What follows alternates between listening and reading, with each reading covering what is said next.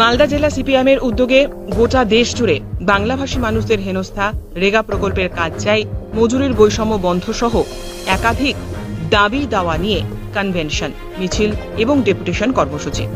এই কর্মসূচি শুরু হওয়ার আগে মালদা টাউন হলে এই মর্মে এক কনভেনশন অনুষ্ঠিত হয়, যেখানে উপস্থিত ছিলেন প্রধান বক্তা হিসেবে সংসদ রামচন্দ্র ডোম, রাজ্য কমিটির সম্পাদক নিরাপদ সর্দার, গণ আন্দোলনের নেতা তথা জেলা বামফ্রন্টের সম্পাদক কৌশিক মিশ্র সহ অন্যান্যরা। মালদা টাউন হলে এই সমস্ত দাবি দাওয়া নিয়ে অনুষ্ঠিত এই কনভেনশন শেষে শহর জুড়ে মিছিল করে সংগঠনের কর্মীরা জড়ো হন। বেশ কিছুক্ষণ বিক্ষোভ দেখানোর পর সংগঠনের পক্ষ থেকে এই মর্মে একটি ডেপুটেশন তুলে দেওয়া হয় জেলা শাসকের কাছে। এটা তো একটা ভয়ঙ্কর পরিস্থিতি তৈরি হয়েছে। এখন ধরুন, আমাদের দেশ ভারতবর্ষ একটা যুক্তরাষ্ট্রীয় দেশ। এই যে বিভিন্ন প্রদেশ আছে, বিভিন্ন ভাষাভাষী মানুষ আছে, যারা ভারতীয় নাগরিক, তাদের দেশের এক প্রান্ত থেকে অন্য প্রান্তে যাওয়া, সে শিক্ষা হোক, কর্মসংস্থান হোক, অন্য চিকিৎসা ইত্যাদি বিভিন্ন কাজে হোক, যাওয়ার তো অধিকারটা তো এটা নাগরিক অধিকার, সাংবিধানিক অধিকার। এখন তার ভাষা কি, এটা তো বিচার্য নয়।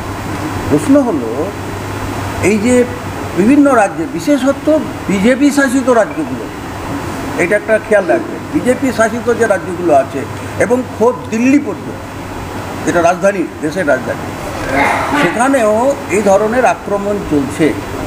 সেটা কথাটা হচ্ছে, বাংলা ভাষী মানুষ তাদের একেবারে এক সূত্রে বাঁধা হচ্ছে, বাংলা ভাষী মানুষ বাংলাদেশি।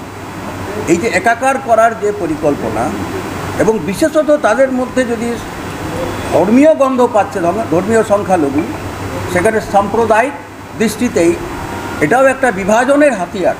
বিশেষ করে বিজেপি, আরএসএস যারা এইসব নিয়ে ঘৃণার রাজনীতি ছড়াচ্ছে সারা দেশে মেরুকরণে, এটা রাজনৈতিক হাতিয়ার।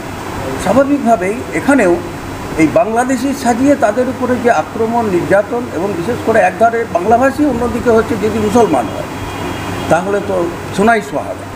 এবং সেই আক্রমণটাই প্রধান কারণ হচ্ছে পরিযায়ী শ্রমিকদের, বিশেষ করে আমাদের রাজ্য থেকে যারা বিভিন্ন রাজ্যে গেছে, তার কার্যকারণ সম্পর্ক আপনারা শুনলেন। কাজ, বাড়ির দরজায় যদি কাজ না পায়, তাহলে তো পেটের জন্য মানুষকে বাইরে যেতে হবে, জীবন জীবিকার প্রশ্নে। এতো লেখাপড়া জানা, লেখাপড়া না জানা কর্মপ্রার্থী সব যুব সম্প্রদায়, তারা এখন পিঠে ব্যাগ লাগিয়ে এইসব